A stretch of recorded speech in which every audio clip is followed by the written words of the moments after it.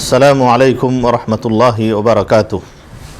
الحمدللہ رب العالمین وبہ نستعین وصلی اللہ علی نبینا محمد صلی اللہ علیہ وسلم۔ ناظرین اکرام، قرآن کریم تمام انسانیت کے لیے رشد و ہدایت، ضابطہ حیات اور دستور زندگی ہے۔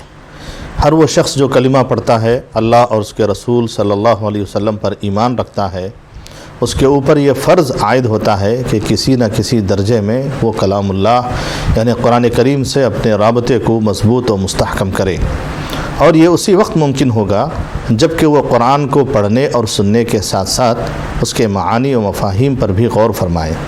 اسی سمت میں آگے بڑھتے ہوئے آج ہم قرآن کریم کے تیسرے پارے کا خلاصہ سماعت فرمائیں گے۔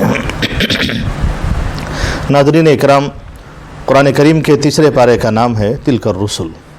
اس کا آغاز بھی سورہ بقرہ سے ہی ہوتا ہے۔ تیسرے پارے کے شروع میں اللہ تعالیٰ نے اس بات کا ذکر کیا ہے کہ اللہ کے بعد رسولوں کو دوسرے رسولوں پر فضیلت حاصل ہے۔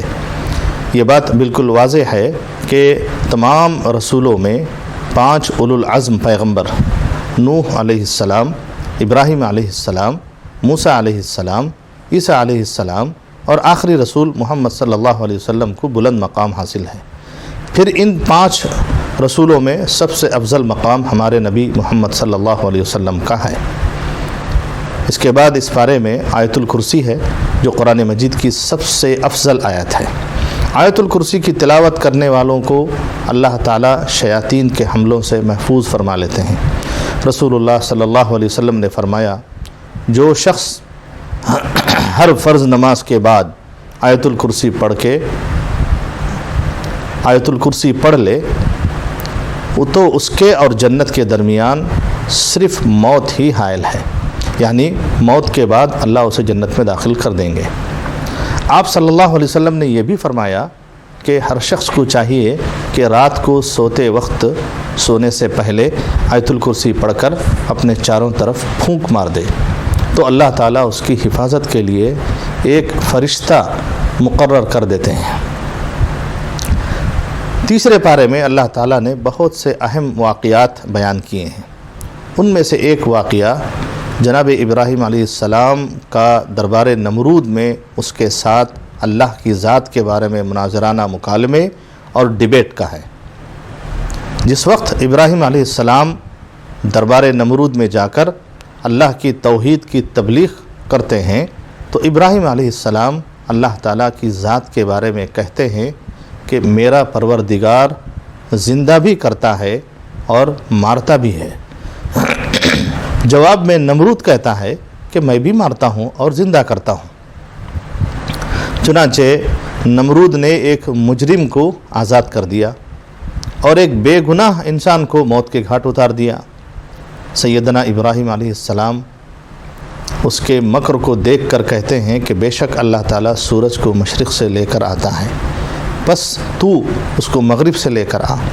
یہ بات سن کر نمرود کے لبوں پر چپ کی مہر لگ گئی، اس لیے کہ وہ جانتا تھا کہ اس مطالبے کو پورا کرنا ناممکن ہے۔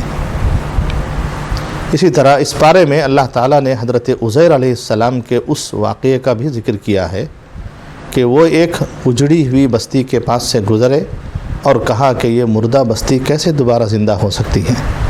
اللہ تعالیٰ نے عزیر علیہ السلام کو 100 برس کے لیے سلا دیا اور پھر ان کو دوبارہ زندہ کر دیا، دوبارہ اٹھا دیا۔ حضرت عزیر علیہ السلام اور جناب ابراہیم علیہ السلام کا واقعہ یہ بات سمجھاتا ہے کہ اللہ تعالیٰ کے لیے قیامت کے دن مردوں کو زندہ کرنا کوئی مشکل کام نہیں ہے، اور جب اللہ تبارک و تعالیٰ انسانوں کو زندہ ہونے کا حکم دیں گے تو مردہ انسان بالکل صحیح حالت میں اٹھ کر کھڑے ہوں گے، جیسے عزیر 100 سال کے بعد اللہ کے ایک حکم سے اٹھ کھڑے ہوئے۔ اس بارے میں اللہ تعالیٰ نے صدقہ، انفاق فی سبیل اللہ اور قرضہ حسنہ کی ترغیب بھی دی ہے، اور یہ بتایا ہے کہ شیطان مال والے انسانوں کو فقر و محتاجگی سے ڈراتا ہے، جبکہ اللہ جو سارے جہاں کا مالک ہے وہ مال والوں سے وعدہ کرتا ہے کہ ان کے صدقہ کرنے سے ان کے رزق میں مزید برکتیں دے گا۔ اللہ تعالیٰ کے راستے میں خرچ کیے جانے والے مال کو اللہ تعالیٰ 700 گنا اضافہ کر کے پلٹائیں گے، اور کئی لوگوں کو اس سے بھی زیادہ بدلہ ملے گا۔ اللہ کی راہ میں خرچ کی ترغیب کے ساتھ ساتھ صدقہ کرنے کے چند آداب کا بھی تذکرہ اس بارے میں کیا گیا ہے۔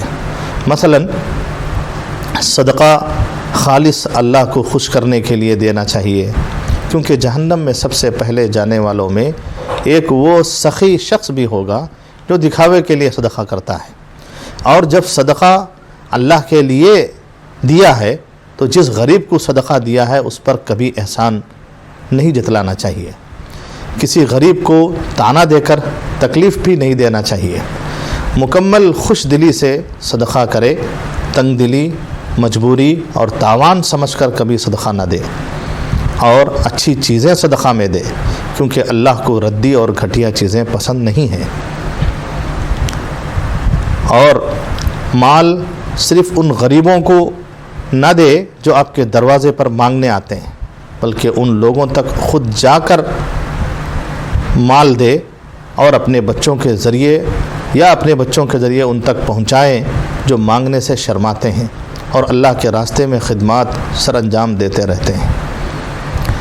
سامعین اکرام، اس بارے میں اللہ تعالیٰ نے سود کی سخت مذمت کی ہے اور کہا ہے کہ جو لوگ سود کھانے سے باز نہیں آتے ان کا اللہ اور اس کے رسول کے خلاف اعلان جنگ ہے۔ اب یہ کہنے کی ضرورت نہیں ہے کہ جب انسان اپنے اللہ عز و جل سے جنگ کرے گا تو ان میں کون جیتے گا۔ اسی طرح اس بارے میں قرآن کریم کی سب سے بڑی آیت ہے جس کا نام ہے آیت تداین، یعنی ادھار یا قرض لین دین کا طریقہ کیسا ہونا چاہیے وہ اس آیت میں بتلایا گیا ہے۔ معاشرے میں غریبوں کے تعاون کی ایک صورت انہیں ادھار دینا بھی ہے۔ یہ بھی ایک عظیم عمل ہے۔ اس کا اسلامی طریقہ یہ ہے کہ جب کسی کو قرض دیں یا کوئی چیز ادھار دیں تو اسے لکھ لیا کریں اور اس پر 2 مردوں کو گواہ بنا لیں۔ اگر 2 مرد نہ ہوں تو 1 مرد اور 2 عورتوں کو گواہ بنا لیں۔ اگر لکھنے کی سہولت یا گواہ میسر نہ ہو تو کوئی چیز رہن یعنی گروی رکھ کر قرض دے دیں۔ ان ہدایات کو بیان کرنے کا مقصد یہ ہے کہ قرض لے لینے کے بعد آگے چل کر قرض لینے والے اور قرض دینے والے دونوں کو کوئی پریشانی لاحق نہ ہو۔ اس کے بعد سورہ بقرہ کی آخر کی 2 ایسی آیات ہیں جو معراج کے موقع پر تحفہ کی شکل میں رسول اللہ صلی اللہ علیہ وسلم کو دی گئی۔ رسول اللہ صلی اللہ علیہ وسلم نے فرمایا، جو شخص رات کو سورہ بقرہ کی آخر کی 2 آیات آمن الرسول بما انزل الیہ من ربہ والمؤمنون سے لے کر فانصرنا علی القوم الکافرین تک پڑھ لے تو وہ اس کے لیے کافی ہوں گی، یعنی وہ شخص اللہ کے ذمے ہوگا اور اللہ کی طرف سے مکمل حفاظت کی جائے گی انشاءاللہ۔ ناظرین اکرام، سورہ بقرہ کے بعد سورہ آل عمران ہے۔ سورہ آل عمران کے شروع میں اللہ تعالیٰ نے اس بات کا ذکر کیا ہے کہ اللہ تعالیٰ نے قرآن مجید کو حق کے ساتھ نازل فرمایا ہے جو سابقہ کتابوں کی تصدیق کرتا ہے، اور اس سے قبل اللہ تعالیٰ نے ہی توریت اور انجیل کو بھی نازل فرمایا تھا۔ اللہ تعالیٰ نے اس سورہ میں اس امر کا بھی ذکر کیا کہ وہ رحم مادر یعنی ماں کے پیٹ میں انسانوں کو جس طرح چاہتا ہے صورت اور شکل عطا فرما دیتا ہے، وہ بغیر رنگ و روشنی کے دھڑکتے ہوئے دل والا انسان بنا دیتا ہے۔ اللہ تعالیٰ نے اس سورہ میں یہ بھی بتایا کہ قرآن مجید میں 2 طرح کی آیات ہیں، ایک محکم اور دوسری متشابہ آیات۔ محکم آیات کتاب کی اصل ہیں اور متشابہ آیات یا متشابہات والی آیات کی تعویل کا علم صرف اللہ کے پاس ہے۔ جن لوگوں کے دلوں میں مرض ہوتا ہے وہ متشابہ آیات کی بیجا تعویلات کر کے خود بھی گمراہ ہوتے ہیں اور دوسروں کو بھی گمراہ کرتے ہیں، جبکہ اہل ایمان یہ عقیدہ رکھتے ہیں کہ جو کچھ بھی ہمارے رب نے اتارا ہمارا اس پر کامل ایمان ہے، اور یہی ایمان کا تقاضا بھی ہے۔ اس صورت میں اللہ تعالیٰ نے بتلایا کہ اللہ کے نزدیک مقبول اور پسندیدہ دین صرف اسلام ہے، اس لیے جو آخرت کی فلاح و بہبود کا خواہش مند ہے اس کو دل سے مذہب اسلام ہی کا راستہ اختیار کرنا چاہیے۔ سورہ آل عمران میں اللہ تعالیٰ نے جناب عمران کی اہلیہ کا ذکر کیا ہے۔ انہوں نے منت مانی کہ وہ اپنے گھر پیدا ہونے والے بچے کو اللہ تعالیٰ کے لیے وقف کر دیں گی، چنانچہ ان کے گھر لڑکا کے بجائے لڑکی پیدا ہوئی۔ جناب عمران کی اہلیہ نے اپنی منت کے مطابق لڑکا نہ ہونے کے باوجود اپنی نظر کو پورا کیا اور اس بچی کا نام مریم رکھ کر اس بچی کو جناب زکریا علیہ السلام، جو نبی ہونے کے ساتھ ساتھ رشتے میں مریم کے خالو بھی تھے، ان کی کفالت میں دے دیا۔ اللہ تعالیٰ نے مریم کو اپنی بارگاہ میں قبول فرما لیا اور ان کے بچپن سے لے کر جوانی تک کے تمام ایام اللہ کی بندگی میں صرف ہوتے رہے، یہاں تک کہ بارگاہ الہی سے آپ کے لیے یہ کرامت بھی ظاہر ہوئی کہ مریم کے پاس بے موسم کے پھل آنے لگے۔ حضرت زکریا علیہ السلام ایک دن اس محراب میں داخل ہوئے جہاں سیدہ مریم عبادت میں مشغول رہتی تھیں۔ انہوں نے سیدہ مریم سے پوچھا کہ آپ کے پاس یہ بے موسم کے پھل کہاں سے آتے ہیں؟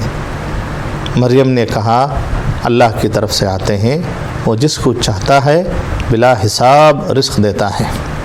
حضرت زکریا علیہ السلام بے اولاد تھے اور آپ کی بیوی بانجھ تھی۔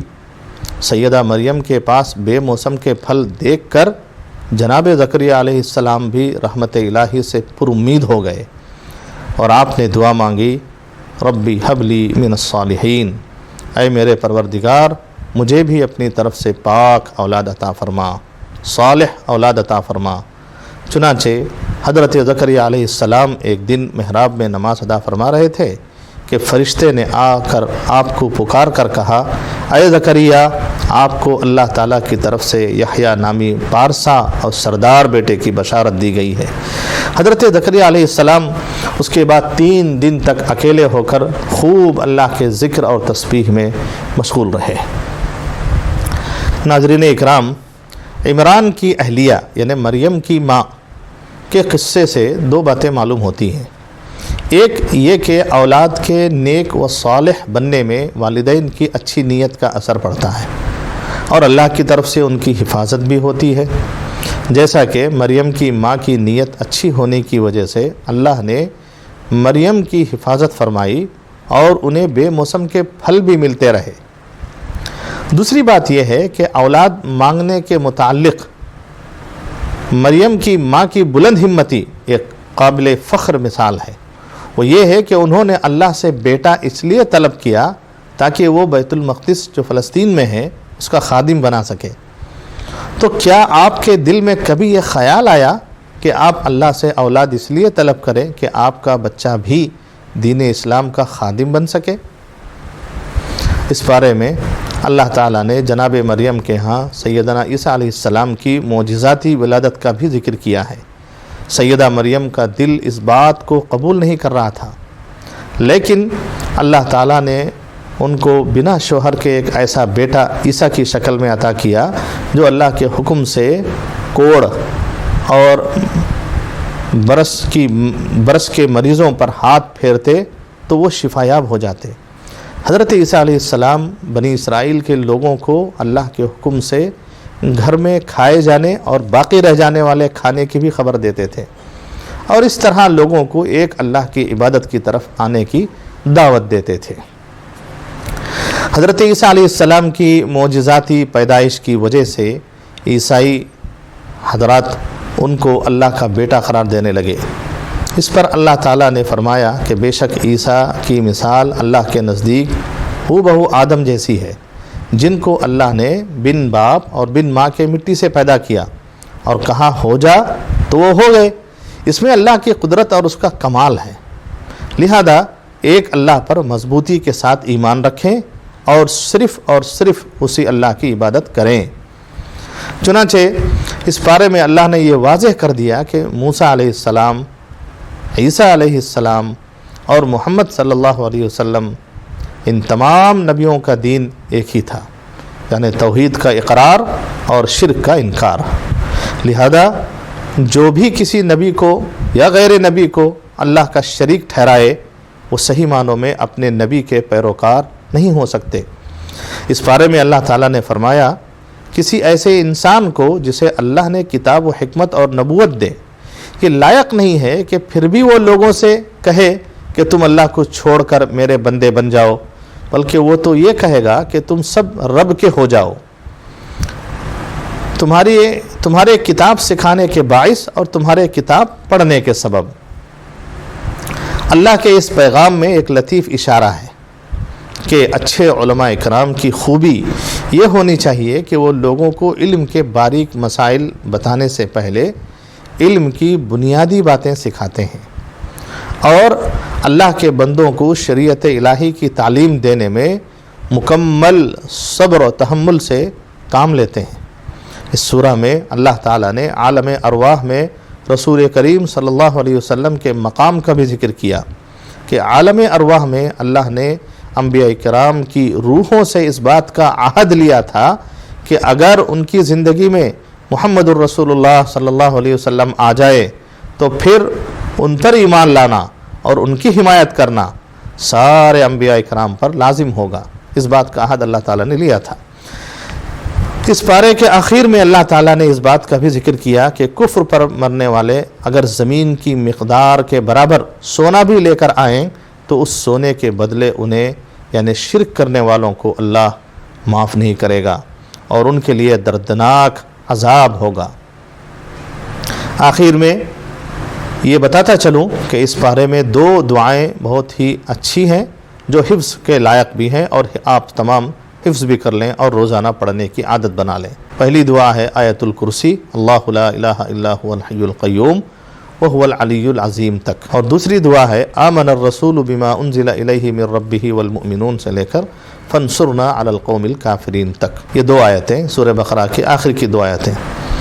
اللہ سے دعا ہے کہ وہ ہمیں اس بارے میں بیان کردہ مضامین کو سمجھنے اور ان پر عمل پیرا ہونے کی توفیق عطا فرمائے، آمین یا رب۔